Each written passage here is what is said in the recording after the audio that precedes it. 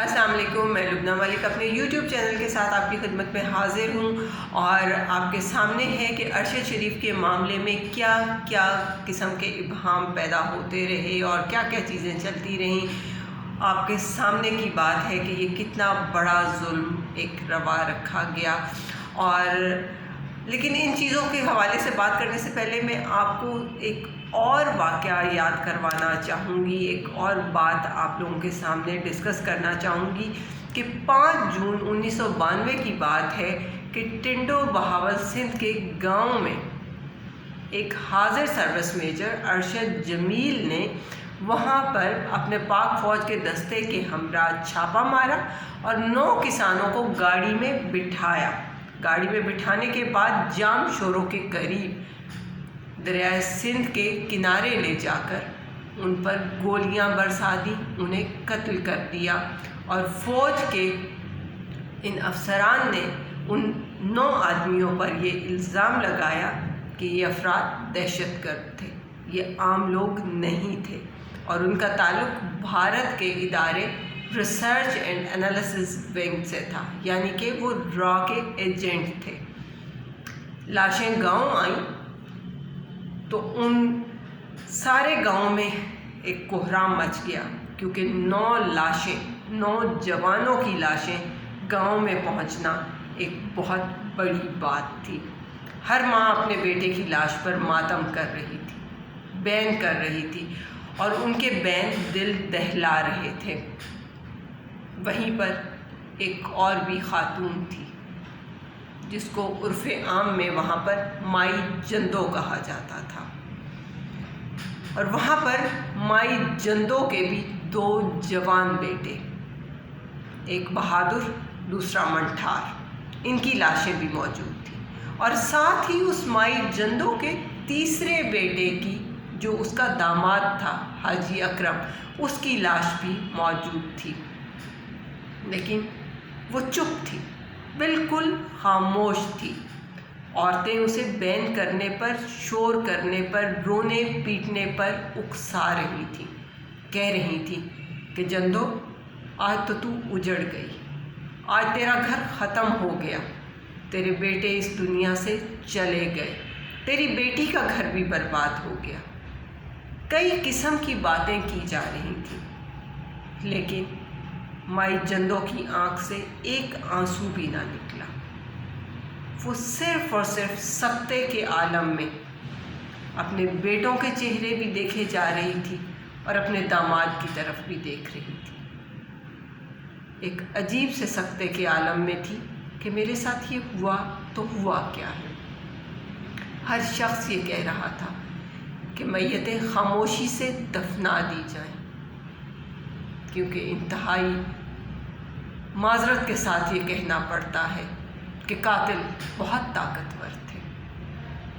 ان غریب ہاریوں کا ایسے طاقت والوں سے کیا مقابلہ تھا؟ مائی جندو کو بار بار جب رونے کے لیے کہا گیا تو مائی جندو نے وحشت ناک نظروں سے میتوں کی جانب دیکھا اور بولی، بس مائی جندو اب اس دن روئے گی جب اپنے بیٹوں کے قاتل کو پھانسی کے پھندے پر لٹکا ہوا دیکھے گی۔ سب جانتے تھے کہ مائی جندو ایک ناممکن بات کر رہی ہے، کیونکہ طاقت والوں سے مقابلہ کرنا ان غریب ہاریوں کے بس میں تو تھا ہی نہیں۔ وہ بالکل نہیں جانتے تھے کہ کیا ہوگا، کیسے ہوگا، کس طرح ہوگا، لیکن مائی جندو اپنی خاموشی میں اسی طرح سے بیٹھی رہی۔ جنازے اٹھے تو مائی جندو نے اپنے سر کی چادر اتاری اور اپنی کمر کے گرد باندھ لی،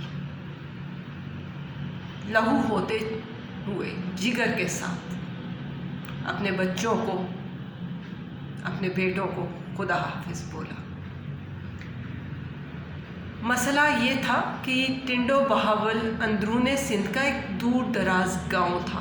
تب دریائے سندھ کے اس کنارے پر قتل ہونے والوں کی ویڈیو بنانے والا بھی کوئی نہیں تھا جو وہ جنازے اٹھتے ہوئے کی تصویر بھی بناتا۔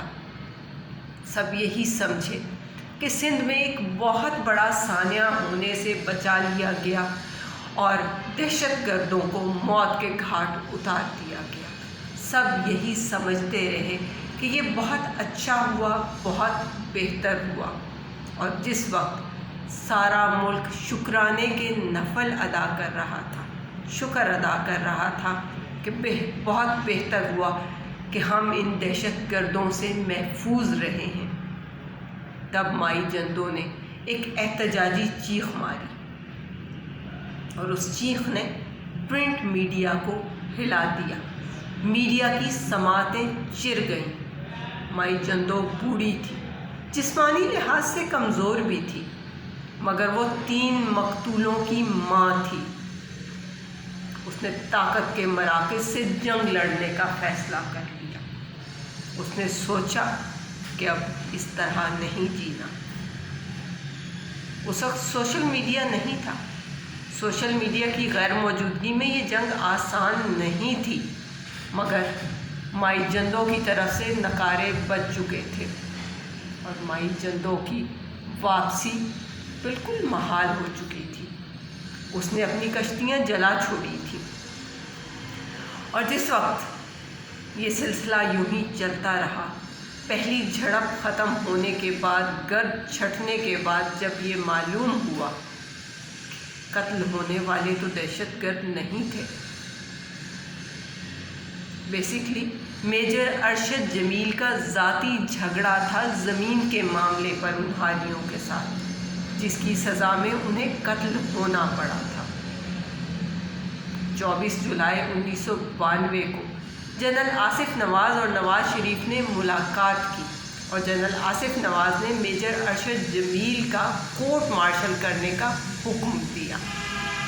کورٹ مارشل تو ہو گیا، میجر ارشد جمیل کو سزائے موت بھی سنا دی گئی، اور اس کے علاوہ جو اور فوجی اہلکار ساتھ تھے، ان 13 فوجی اہلکاروں کو عمر قید کی سزا بھی سنائی گئی۔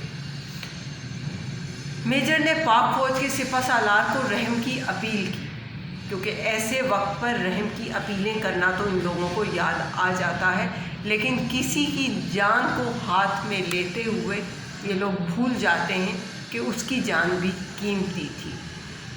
بہرحال رحم کی اپیل مسترد ہو گئی۔ اس کے بعد رحم کی اپیل دوبارہ اس وقت کے صدر فاروق لغاری سے کی گئی، اور فاروق لغاری نے اس اپیل پر عمل درآمد کرتے ہوئے وہ تو مسترد کر دی، لیکن ان کی سزا روک دی۔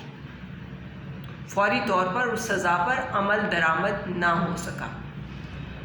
اس وقت کے سپریم کورٹ کے جج سعید الزماں صدیقی نے حکم امتناع جاری کیا اور سزا رک گئی۔ سزائے موت پر عمل نہ ہونے پر 11 ستمبر 1996 کو مائی جندو پھر سے میدان میں نکلی، اور مائی جندو نے اپنی بیٹیوں سمیت حیدرآباد پریس کلب کے سامنے احتجاج کیا، اور مائی جندو کی بیٹیوں نے اپنے جسموں پر تیل چھڑک کر خود کو آگ لگا ڈالی، خود سوزی کر لی۔ ان کو نازک حالت میں ہسپتال لے کر جایا گیا، مگر وہ جاں بر نہ ہو سکی۔ پورے ملک میں ایک بار پھر کوہرام مچ گیا۔ ہر طرف مائی جندو کا نام سب کی زبان پر آ گیا۔ بالآخر 28 اکتوبر 1996 کو طاقت کی دیواریں مائی جندو کے مسلسل دھکے لگنے سے ڈھیر ہو گئیں، اور فائنلی وہی حیدرآباد سینٹرل جیل تھی جب مائی جندو کو پھانسی کے گھاٹ کے سامنے لایا گیا۔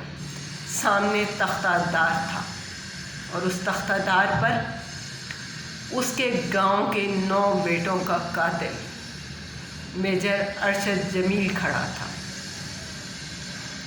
جب دار کا تختہ کھینچا گیا اور قاتل میجر ارشد جمیل کا جسم دار پر جھولنے لگا، عین اسی وقت سامنے کھڑی مائی جندو کے آنکھ سے ایک آنسو نکلا، اور اس کے چہرے کی جھریوں میں تحلیل ہو گیا۔ ارشد شریف کا قتل کرنے کے بعد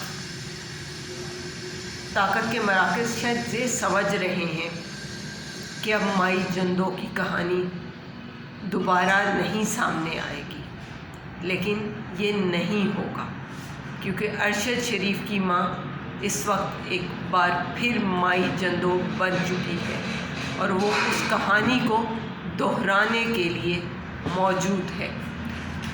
اس عورت کی حالت اس وقت بہت نازک ہے، وہ اپنے بیٹے کے غم میں بہت بری طرح نڈھال ہے، کیونکہ ارشد شریف ایک اثاثہ تھا، ایک ایسا اثاثہ جو پاکستان میں بار بار نہیں پیدا ہوتے۔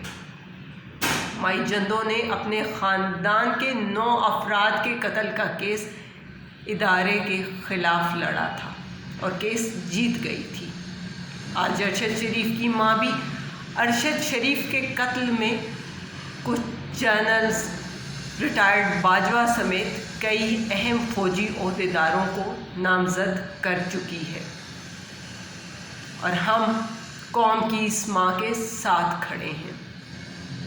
انشاءاللہ تعالی یہ ماں انصاف حاصل کرے گی۔